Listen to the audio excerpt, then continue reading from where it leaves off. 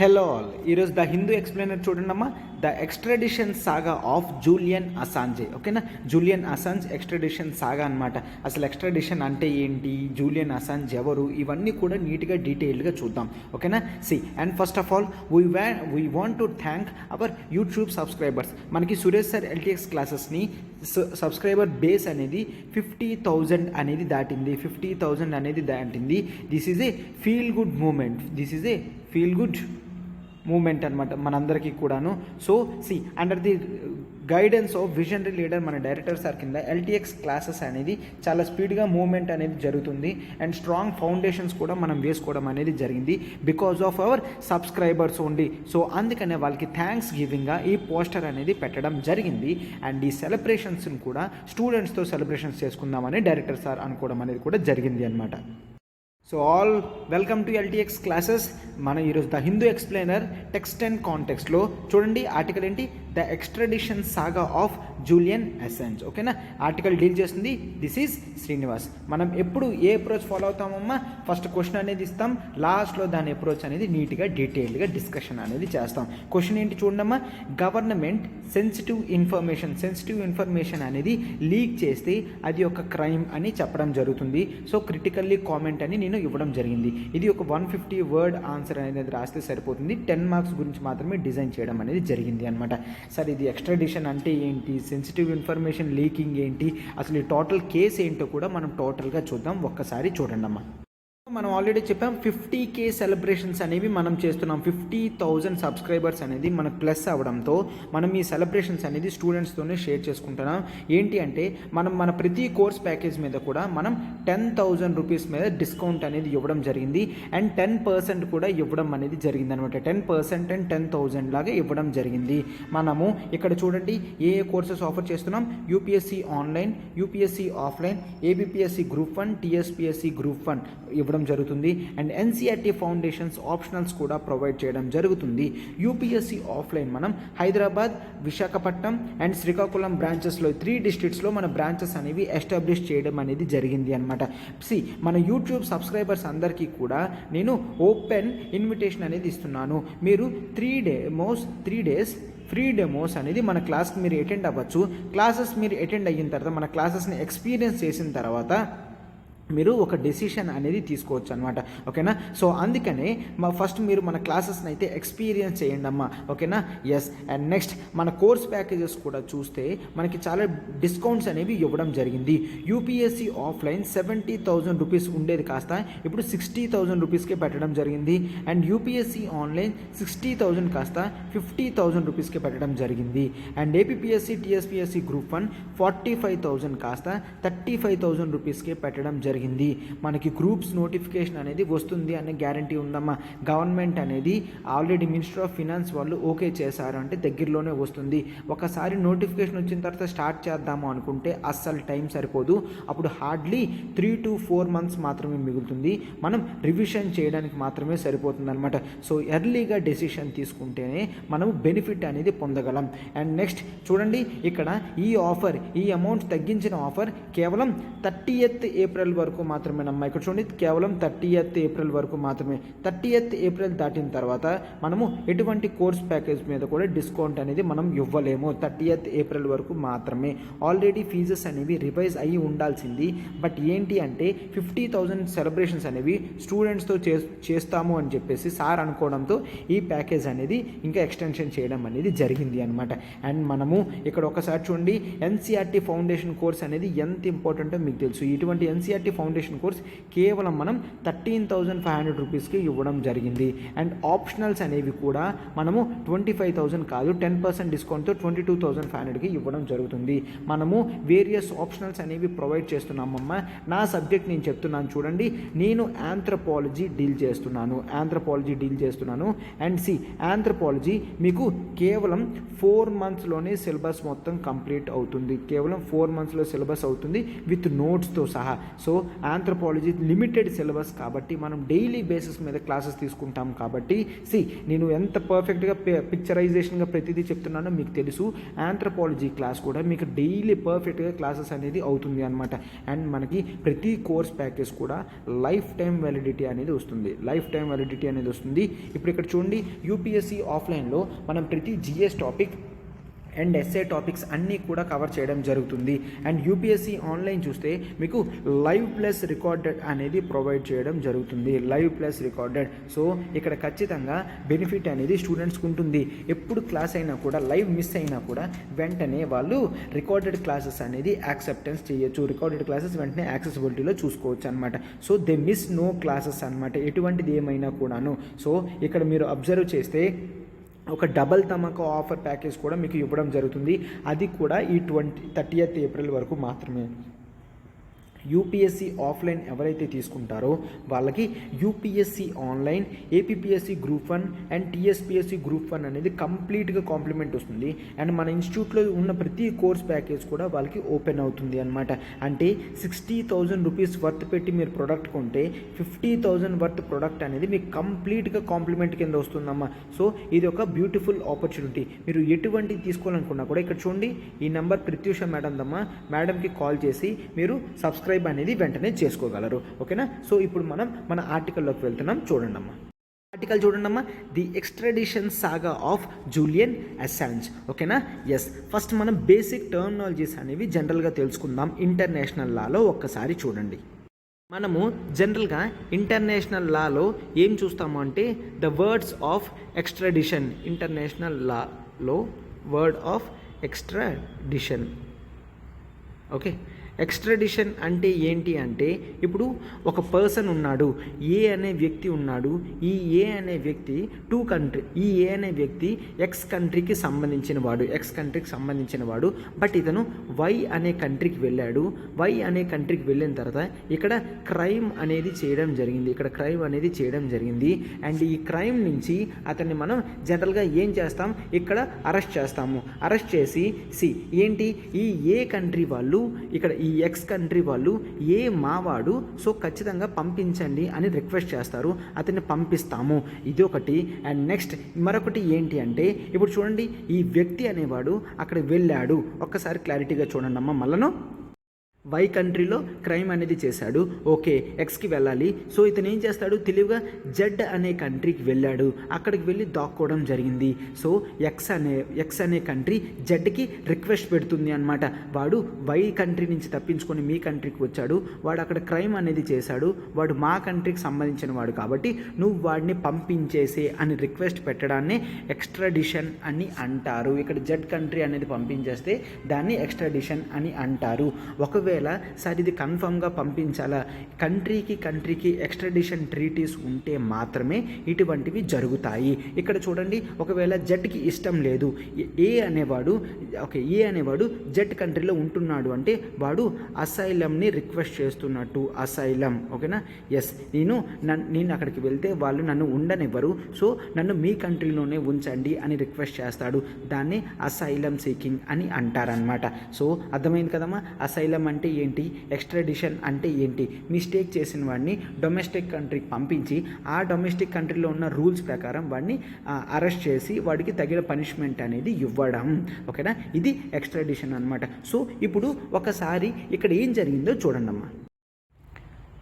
2010లో ఏమైంది, ఒక wiki leak అనేది జరిగిందనమాట.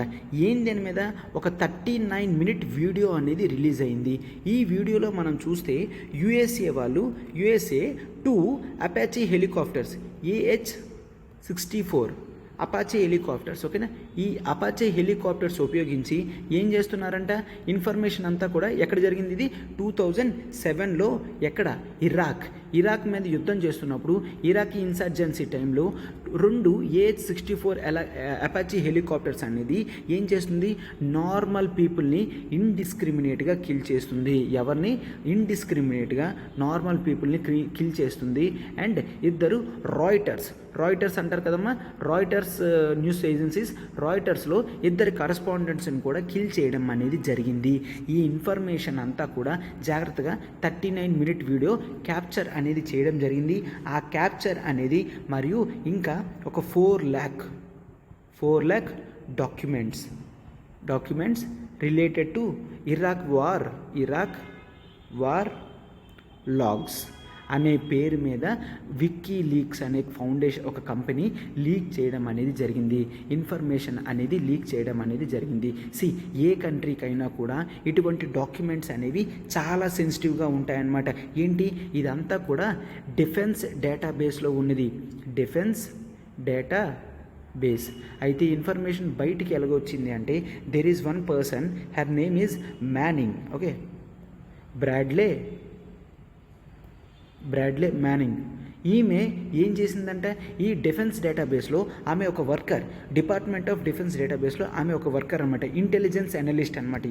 ఈమె ఏం చేసింది, ఆ ఇన్ఫర్మేషన్ అంతా కూడా ఒక CD ROMలోకి డ్రైవ్ చేసుకొని ఒక వికీలీక్స్ డ్రాప్ బాక్స్లో ఆమె పోస్ట్ చేయడం జరిగింది. వికీలీక్స్ డ్రాప్ బాక్స్లో పోస్ట్ చేయడం అనేది జరిగింది అనమాట. ఆ వికీలీక్స్ వాళ్ళు ఏం చేశారు, ఇన్ఫర్మేషన్ అంత సెన్సిటివ్ అయినప్పటికీ కూడా ఇరాక్లో జరిగిన fatalities, human rights exposure, okay ఏంటది హ్యూమన్ రైట్స్ అబ్యూస్, అవును కదమ్మా, ఇండిస్క్రిమినేట్గా కిల్ చేస్తే ఎవరు కూడా ఊరుకోరు. హ్యూమన్ రైట్స్ అబ్యూస్ కానీ ఇవన్నీ చేయడం చూసి ఆ వికీలీక్స్ వాళ్ళు కూడా ఇన్ఫర్మేషన్ని పబ్లిష్ చేయడం అనేది జరిగింది. ఇటువంటివి డిప్లొమాటిక్ కేబుల్స్ అనేవి బ్రేక్ చేసుకొని ఇటువంటివన్నీ కూడా బయటికి ఇన్ఫర్మేషన్ రావడం అనేది జరిగింది అనమాట. ఓకేనా, అండ్ దీని వలన చాలామంది పబ్లిక్కి తెలిసిందనమాట. ఏంటి, ఓకే ఎలైట్ సెక్షన్ పీపుల్ వాళ్ళు ఏ విధంగా థింక్ చేస్తున్నారు, వాళ్ళ లైఫ్ స్టైల్ ఏంటి, ఎందుకు వాళ్ళు ఒక 4 lakh డాక్యుమెంట్స్ కూడా రిలీజ్ చేయడం జరిగింది కదా, అండ్ ఇలైట్ సెక్షన్ వల్ల యాటిట్యూడ్ ఏంటి అంతా కూడా టోటల్ బయటికి వచ్చింది అనమాట.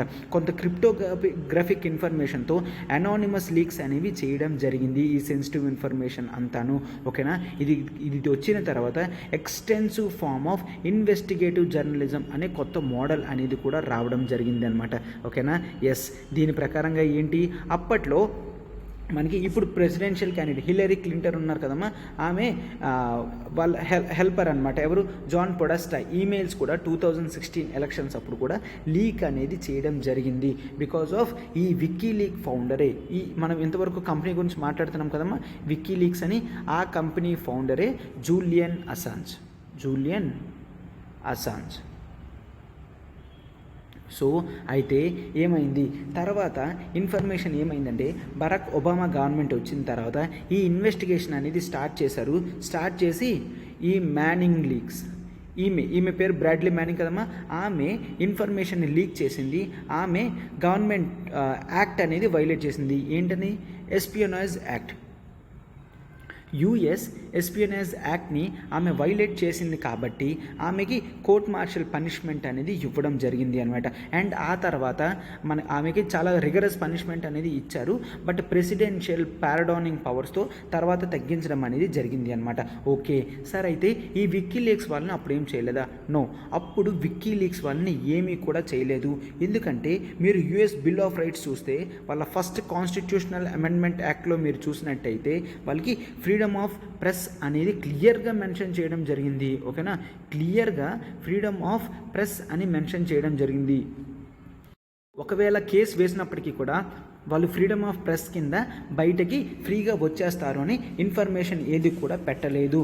సో అయితే ఏమైంది తర్వాత చూడమ్మా, బరాక్ ఒబామా గవర్నమెంట్ తర్వాత మనకి ట్రంప్ గవర్నమెంట్ అనేది రావడం జరిగింది. అవునా, ట్రంప్ గవర్నమెంట్ అనేది రావడం జరిగింది. ఆ తర్వాత అసాంజే ఏంటి, ఒక కాన్స్పిరసీ చేశాడు. ఏంటంట, ఒక పాస్వర్డ్, డిఫెన్స్ డిపార్ట్మెంట్ పాస్వర్డ్ అనేది బ్రేక్ చేశాడు మిస్ మ్యానింగ్తో అని ఒక ఇన్ఫర్మేషన్ అనేది లీక్ చేసి ఒక క్లాసిఫైడ్ డాక్యుమెంట్ని కూడా ఇతను సీల్ చేశాడు అని క్లియర్గా చెప్పి దీని కింద ఛార్జెస్ అనేవి వేయడం జరిగింది. ఇప్పుడు ఇతని కూడా ఎస్పియోనేజ్ యాక్ట్ 1917 కింద అరెస్ట్ చేయడం జరిగి అతని మీద 17 ఛార్జెస్ అనేవి కొత్తవి పెట్టారు. ఓకేనా, కొత్తవి పెట్టడం అనేది జరిగింది. ఒకవేళ నిజంగా 17 ఛార్జెస్ అతనికి వేస్తే నియర్లీ 170 years అనేది అతను జైల్లో గడపాల్సి వస్తుంది అనమాట. సో ఇతను ఇన్ఫర్మేషన్ అంతా కూడా లీక్ చేస్తున్నాడు, బ్రేక్ చేస్తున్నాడు, పాస్వర్డ్స్ని క్రాక్ చేస్తున్నాడు, సీల్ చేస్తున్నాడు అని ప్రతిదీ కూడా పెట్టడం జరిగింది అనమాట. ఇట్లా జరిగిన వెంటనే కూడా అతను ఆ కంట్రీ నుంచి తప్పించుకొని ఎక్కడికి రావడం జరిగింది, యునైటెడ్ కింగ్డమ్ యూకేలోకి రావడం జరిగింది. యూకేలోకి వచ్చి అక్కడ ఈక్వెడార్ కంట్రీ ఉంటుంది కదమ్మా, వాళ్ళ ప్లేస్లో అసైలం అనేది సీక్ చేయడం జరిగింది. ఓకేనా, అసైలం అనేది సీక్ చేయడం జరిగింది. సార్ అయితే ఎస్, ఎవరైనా కూడా డిప్లొమాటిక్ అఫీషియల్స్ బిల్డింగ్స్లో ఉండి అసైలం అనేది ఆ కంట్రీ అనేది ప్రొవైడ్ చేస్తే నార్మల్ పోలీస్ ఆఫీసర్స్ ఎప్పుడూ కూడా ఆ ఏరియాస్లోకి వెళ్ళకూడదు, ఆ డిప్లొమాటిక్ ఏరియాస్లోకి వెళ్ళకూడదు అనమాట. ఓకేనా. అండ్ ఇండియాలో కూడా చూడండి, మనకి ఢిల్లీలోని ఇప్పుడు అమెరికా వాళ్ళకి సంబంధించింది, యూకే వాళ్ళకి సంబంధించింది, చైనా వాళ్ళకి, జపాన్ వాళ్ళకి, ప్రతి వాళ్ళకి కూడా అఫీషియల్ బిల్డింగ్స్, డిప్లొమాటిక్ బిల్డింగ్స్ అనేవి ఉంటాయి. ఆ కంట్రీలో అక్కడ ఆ ఏరియాలో ఎవరైనా ఉన్నారు అంటే ఏ ఒక్కరూ కూడా లోపలికి పోలీసుల వాళ్ళు ఎప్పుడు కూడా వెళ్ళకూడదు. ఓకేనా. సో ఈ విధంగా ఈక్వెడార్ దగ్గర చాలా రోజుల వరకు అంటే నియర్లీ 7 ఇయర్స్ వరకు అసైలం సీక్ చేస్తూ ఉండడం అనేది జరిగింది. ఓకేనా. అండ్ ఆ తర్వాత ఇతను బయటికి రావడం అనేది జరిగింది. బయటికి వచ్చిన వెంటనే కూడా బ్రిటిషర్స్ వాళ్ళు అతన్ని క్యాచ్ చేసి జైల్లో పెట్టడం అనేది జరిగింది. జైల్లో పెట్టిన వెంటనే యుఎస్ఏ వాళ్ళు ఎస్, అసాంజే మా కంట్రీ వాడు కాబట్టి మీరు ఎక్స్ట్రాడిషన్ చేయండి, అతన్ని పంపించండి అని చెప్పడం అనేది జరిగింది అనమాట. అతన్ని పంపించమని చెప్పిన వెంటనే కోర్టులో కేసు వేసిన తర్వాత ఏంటంటే ఇష్యూస్ అన్నీ కూడా ఇతన్ని ఎక్స్ట్రాడిషన్ చేసేయండి అని యూకే అక్కడ కోర్ట్స్ కూడా చెప్పడం జరిగింది. ఇప్పుడు నెక్స్ట్ ఆప్షన్ ఏంటి అంటే, ఈ కోర్ట్ ఎప్పుడైతే ఓకే చేసిందో వెంటనే అక్కడ డిపార్ట్మెంట్ వాళ్ళు యాక్సెప్ట్ చేయాలి. డిపార్ట్మెంట్ వాళ్ళు యాక్సెప్ట్ చేసిన వెంటనే వెళ్ళిపోతుంది అనమాట. సో ఇష్యూ అక్కడ ఉంటే ఇక్కడ కూడా 2021లో కూడా యుఎస్లో హైకోర్టు వాళ్ళు జో బైడెన్ అడ్మినిస్ట్రేషన్ ఏదైతే చెప్పిందో మిస్టర్ అసాంజ్ని జైలుకి తీసుకువెళ్ళాలని, దాని గురించి హైకోర్టు కూడా యాక్సెప్టెన్స్ అనేది ఇచ్చిందనమాట. అంటే ఏంటి, ఇతను చాలా మిస్టేక్స్ అనేవి చేయడం అనేది జరిగింది. సో ఇక్కడ మనం అతన్ని తీసుకొని రావచ్చు, క్లియర్గా ఎక్స్ట్రాడిషన్ పర్మిషన్ సీక్ చేయొచ్చు అని కూడా హైకోర్టు ఓకే చెప్పింది. కాబట్టి ఇతను వచ్చిన వెంటనే కూడా పనిష్మెంట్స్ అనేవి సింపుల్గా ఫాస్ట్గా వేయగలరు. ఓకేనా. ఎస్, ఒక్కసారి మీరు ఇక్కడ చూడండమ్మా. యూకేలో హోమ్ సెక్రటరీ డిపార్ట్మెంట్ ఉంటుంది. ఆ హోమ్ సెక్రటరీ డిపార్ట్మెంట్ వాళ్ళు ఇప్పుడు ఓకే చేస్తే వితిన్ 4 వీక్స్లో వీళ్ళు కావాలంటే ఎక్కడికి అపీల్ అనేది చేసుకోవచ్చు. యూకే కోర్టు ఏదైతే చెప్పిందో వీళ్ళు యూకేలో ఉన్న సుప్రీం కోర్టుకు కూడా వెళ్ళవచ్చు, బట్ జ్యుడిషియల్ రివ్యూ కూడా సీక్ చేయొచ్చు అనమాట. బట్ ఏంటి, ఈ హోమ్ డిపార్ట్మెంట్ వాళ్ళు ఓకే చేసిన తర్వాత వితిన్ 4 వీక్స్లో. ఓకేనా. ఇప్పటికీ ఆ అసాంజేకి 50 ఇయర్స్ అనమాట. ఇతను వేరియస్ క్రిమినల్ ఛార్జెస్ మీద రిక్వెస్ట్ అనేది పంపించడం అనేది జరిగింది అనమాట. సో ఇది ఒక సైడ్ పిక్చర్ అయితే, ఇక్కడ జనరల్గా ప్రజలందరూ కూడా జూలియన్ అసాంజేని ఒక గ్రేట్ హీరోగా చూస్తున్నారు. ఎందుకు అంటే అతను ఇన్ఫర్మేషన్ లీక్ చేయడం వలన యుఎస్ఏ అనే కంట్రీ ఏ విధంగా ఆలోచిస్తుంది, ఏం చేస్తుంది, ఎలైట్ సెక్షన్ వాళ్ళు ఎలా ఉంటున్నారు, దేని గురించి చూస్తున్నారు, అవన్నీ కూడా క్లియర్గా తెలియడం అనేది జరిగింది. సో ఈ వికీ లీక్స్ అనే కాన్సెప్ట్ ఏదైతే ఉందో అది ప్రజల మంచి గురించే జరిగింది కదా. ఓకే, యుఎస్ కూడా ఆ తర్వాత ఇన్ఫర్మేషన్ని అతను ఎటువంటి సెన్సిటివ్ డిఫెన్స్ ఇన్ఫర్మేషన్ని లీక్ చేయలేదు కదా అని కూడా క్లియర్గా చెప్పడం అనేది జరిగింది. అక్కడ ప్రజలు గవర్నమెంట్ అనేది ప్రజల్ని ఏ విధంగా అబ్జర్వ్ చేస్తుందో ఆ ఇన్ఫర్మేషన్ అంతా కూడా అతను బయట పెట్టారు. అంటే యాక్చువల్లీ గవర్నమెంట్ అట్లా చేయకూడదు చేస్తుంది కదా. సో అలాంటప్పుడు ఇతను పెడితే తప్పే ఉంది అని ప్రజలు కొంతమంది అతనికి సపోర్టివ్గా కూడా ఉన్నారనమాట. సో ఇది అమ్మ ఆర్టికల్ టోటల్ మొత్తం అర్థమైంది కదా. బోత్ గవర్నమెంట్ ఆర్గ్యుమెంట్ చూసాము, ఇక్కడ ప్రజలు ఎవరైతే సపోర్ట్ చేస్తున్నారో వాళ్ళ ఆర్గ్యుమెంట్స్ కూడా చూసాము. సో ఇది ఇన్ పిక్చర్ డీటెయిల్డ్గా జరిగింది. సో నెక్స్ట్ ఏం జరుగుతుందో అనేది మనం చూడాలన్నమాట. ఇప్పుడు యూకే గవర్నమెంట్ హోమ్ డిపార్ట్మెంట్ వాళ్ళు ఓకే చేసిన వెంటనే వీళ్ళు అపీల్కి వెళ్తారా, అపీల్లో వచ్చిన రిజల్ట్ బట్టి ఇతన్ని పంపించడం అనేది జరుగుతుంది అనమాట. ఎస్, ఇది అమ్మ ఆర్టికల్ మనం టోటల్గా డిస్కస్ అనేది చేయడం జరిగింది. ఇప్పుడు మనం క్వశ్చన్ని డిస్కస్ చేద్దాం. చూడండి అమ్మా. అంతకుముందు ఒక్కసారి ఇండియాలో ఎక్స్ట్రాడిషన్కి సంబంధించింది ఏదైనా ఉంటుందా అనేది యాడ్ ఆన్ ఇన్ఫర్మేషన్ చూడండి అమ్మా. మనకి ఇండియాలో ఎక్స్ట్రాడిషన్ యాక్ట్ అనేది ఉంది. ఓకేనా, ఎక్స్ట్రాడిషన్ యాక్ట్. ఈ ఎక్స్ట్రాడిషన్ యాక్ట్ అనేది ఇండియాలో ఎప్పుడు వచ్చింది, 1962లో అనమాట. 1962 ఎక్స్ట్రాడిషన్ యాక్ట్ ప్రకారం మనం ఇంటర్నేషనల్ రూల్స్ ప్రకారం ఎవరైనా క్రిమినల్ ఆఫెన్స్ అనేది చేస్తే, లైక్ ఫ్యూజిటివ్ అఫెండర్ అయినా నార్మల్ అఫెండర్ అయినా కంట్రీ వాళ్ళు రిక్వెస్ట్ చేస్తే మనం పంపిస్తాము, మన వాళ్ళు అక్కడ ఉన్నా కూడా వాళ్ళు పంపించాలి అన్నట్టు. ఇంతవరకు ఇండియా 43 43 కంట్రీస్తో ఎక్స్ట్రాడిషన్ ట్రీటీస్ అనేవి బైలేటరల్ బేసిస్ మీద చేసింది అనమాట. అంటే ఎక్స్ట్రాడిషన్ చేసుకున్న కంట్రీస్ మాత్రమే పంపిస్తాయి. అదే ఎక్స్ట్రాడిషన్ లేకపోతే అవి వేరే ప్రాసెస్లో జరుగుతుందన్నమాట. Extradition act and extradition agreement అనేది బిట్వీన్ ద కంట్రీస్ అనేవి జరిగితే ఆ ప్రాసెస్ అనేది క్లియర్గా కంప్లీట్ అవుతుందన్నమాట. ఓకేనా? ఎస్, ఇక్కడ కూడా ఎక్స్ట్రాడిషన్ ట్రీటీలో సెక్షన్ 2 క్లాజ్ డీలో క్లియర్గా చెప్పడం జరిగింది. ట్రీటీ అండ్ అగ్రిమెంట్ అరేంజ్మెంట్స్ అనేవి ఫారెన్ కంట్రీస్ మధ్య ఫ్యూజిటివ్ క్రిమినల్స్ కానీ అదర్ క్రిమినల్స్ ప్రతి ఒక్కటి కూడా జరుగుతుంది అని క్లియర్గా చెప్పడం అనేది జరిగింది అనమాట. సో ఓకే కదమ్మా, ఇప్పుడు మనం క్వశ్చన్లోకి వెళ్దాం. చూడండి, క్వశ్చన్ అర్థమైంది కదమ్మా. ఇప్పుడు ఎందుకు ఇలా డిజైన్ చేశానో నేను, గవర్నమెంట్ సెన్సిటివ్ ఇన్ఫర్మేషన్ ఏదైతుందో అటువంటి లీకింగ్ అనేది క్రిటికల్లీ కామెంట్ అని పెట్టాను. సో ఇంట్రడక్షన్లో మీరు ఏం చేస్తారంటే what is about leaking, okay, what about sensitive information అంటే గవర్నమెంట్కి సంబంధించిన డిఫెన్స్ ఎస్టాబ్లిష్మెంట్స్ కానీ లేదంటే కోర్ యాక్టివిటీస్ కానీ అండ్ లేదంటే బట్ రిలీజియస్ ఇన్ఫర్మేషన్ కానీ ఇటువంటివి ఏవైనా కూడా చాలా సెన్సిటివ్ ఇన్ఫర్మేషన్ అనమాట. అటువంటి సెన్సిటివ్ డిఫెన్స్ ఎస్టాబ్లిష్మెంట్స్ ఇవన్నీ కూడా ఒకవేళ ఎనిమీ పీపుల్కి లీక్ అయితే అది చాలా డేంజర్ అని జనరల్గా ఇంట్రడక్షన్ అనేది పెట్టండి. ఇంట్రడక్షన్ అనేది పెట్టిన తర్వాత బాడీలో ఏం రాస్తారు అంటే సెన్సిటివ్ ఇన్ఫర్మేషన్ వల్ల ప్రజలందరూ కూడా లా అండ్ ఆర్డర్ సిచ్యువేషన్ అనేది డ్యామేజ్ అవుతుంది. సో ఇటువంటి లీకింగ్ ఇన్ఫర్మేషన్ అనేది చాలా డేంజర్. గవర్నమెంట్ డిఫెన్స్ ఎస్టాబ్లిష్మెంట్స్ ఎప్పుడైనా కూడా బయటకు వస్తే అది చాలా డేంజర్ అనేది మనం చాలా రాస్తామన్నమాట. ఇట్లా రాసి అండ్ నెక్స్ట్ మనం దీనికి ఆపోజిట్గా కాన్స్ కూడా రాస్తాము. ఏంటని దానికి సపోర్ట్ చేస్తూ రాస్తాం కదా, దానికి ఆపోజిట్గా ఏం రాస్తాము అంటే లీకింగ్ ఆఫ్ ఇన్ఫర్మేషన్ వలన గవర్నమెంట్ ఏ విధంగా ఆలోచిస్తుందో మనకు తెలుస్తుంది అని రాస్తాము. And next leaking of information అనేది డిఫెన్సివ్ కాకపోతే ఒక పొలిటికల్ ఇష్యూ ఎలా అయితే అటువంటివి యాక్సెప్ట్ చేయాలి అని చెప్పి రాస్తాము. అండ్ తర్వాత ఎక్స్ట్రాడిషన్ గురించి కూడా రాస్తాము. ఎప్పుడైనా ఎవరైనా ఇట్లాంటి జూలియన్ అసాంజ్ కేసెస్లో ఎక్స్ట్రాడిషన్ జరిగితే ఇండియాలో కూడా ఎక్స్ట్రాడిషన్ 1962 యాక్ట్ అనేది ఉంది, దాన్ని బట్టి మనం నడుచుకుంటాము అని క్లియర్గా రాస్తామన్నమాట. అర్థమైంది కదమ్మా. అండ్ నెక్స్ట్ ఈ ఎక్స్ట్రాడిషన్లో ఒక కంట్రీ వాళ్ళు రిక్వెస్ట్ చేసిన తర్వాత మనము పంపిస్తాము అని రాస్తారు. ఓకేనా? జూలియన్ అసాంజ్ ఏదైతే చేశాడో అండ్ మీరు యాడ్ ఆన్ చేయొచ్చు దీంట్లో ఎగ్జాంపుల్ తీసుకొని, జూలియన్ అసాంజ్ ఇట్లాగా 4 lakh డాక్యుమెంట్స్ అనేవి క్లాసిఫైడ్ ఇన్ఫర్మేషన్ లీక్ చేయడం జరిగింది. ఇప్పుడు అతను యూఎస్లోకి వెళ్తే అతనికి క్రిమినల్ ఛార్జెస్ అనేవి ఉన్నాయి, అవి కూడా మీరు యాడ్ ఆన్ చేయొచ్చు. ఓకేనా? బ్యూటిఫుల్గా. అండ్ లాస్ట్లో కన్క్లూషన్ ఏం రాస్తారనమాట, if unless it is very sensitive like defence establishment, government ఏదైనా మిస్టేక్ చేస్తుంది, సర్వేలెన్స్ స్టేట్ లాగా మారుతుంది అంటే అటువంటి ఇన్ఫర్మేషన్ అయితే ఖచ్చితంగా ప్రజలకి తెలియాల్సిన బాధ్యత ఉంటుంది. అటువంటి లీక్స్ని మనం యాక్సెప్ట్ చేయొచ్చు అన్నట్టు ప్రాస్పెక్టివ్గా రాస్తే సరిపోతుందన్నమాట. ఓకేనమ్మా? సో ఎస్, మనం ఇప్పుడు క్వశ్చన్ అడుగుతాం కదమ్మా. ఇప్పుడు ఆ క్వశ్చన్ ఏంటో చూడండి. ఇండియా ఎక్స్ట్రాడిషన్ ట్రీటీ 1962లో ఉంది కదా. సో అయితే ఇండియా 43 కంట్రీస్తో ఎక్స్ట్రాడిషన్ ట్రీటీ కూడా ఉంది అని చెప్పాం కదా. అందులో యునైటెడ్ కింగ్డమ్ ఉందో లేదో చూడండి అమ్మా. ఓకేనా? యూకే ఎక్స్ట్రాడిషన్ అంటే మనం ఇలా వాళ్ళకి యూకేకి ఇండియాకి ఎక్స్ట్రాడిషన్ రూల్స్ ఉన్నాయా ఏంటా, అగ్రిమెంట్ ఉందా లేదా కింద కామెంట్ బాక్స్లో టైప్ చేసి మీరు పెట్టండి అమ్మా. ఇట్లా చేస్తే మీ పార్టిసిపేషన్ రేట్ అండ్ మీరు సర్చ్ చేసే ఎబిలిటీ కూడా, స్కిల్స్ కూడా మీకు జనరల్గా క్రిటికల్గా వ్యూ చేసే అబ్జర్వేషన్ స్కిల్స్ కూడా వస్తాయమ్మా. సో డెఫినెట్లీ డూ కామెంట్ ఇండియాకి యూకేకి బైలేటరల్ ఇటువంటి ఎక్స్ట్రాడిషన్ అగ్రిమెంట్ ఉందా లేదో చూడండి.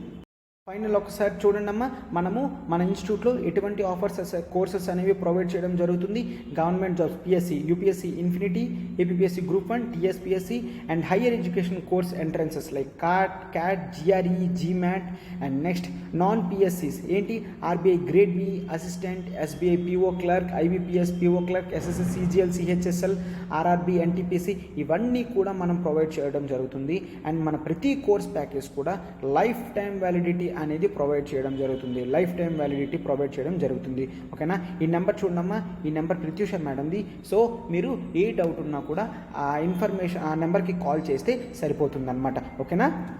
చూడమ్మా, ఎస్ మీ ప్రతి ఆర్టికల్ చేసిన వెనకతను కూడా చాలా హార్డ్ వర్క్ అనేది ఉంటుంది. మీరు దాన్ని అప్రిషియేట్ చేస్తారని మేము అనుకుంటున్నామమ్మా. సో లైక్ బటన్ని హిట్ చేయండి, ఫెలో ఆస్పిరెంట్స్కి షేర్ చేయండి and do comment also. Classes ఎలా ఉన్నాయి, ఏ విధంగా జరుగుతుంది అనేది కూడా డూ కామెంట్. అది మాకు మరింత ఎంతూసియాజం అనేది ఇస్తుంది అనమాట. Yes, thank you.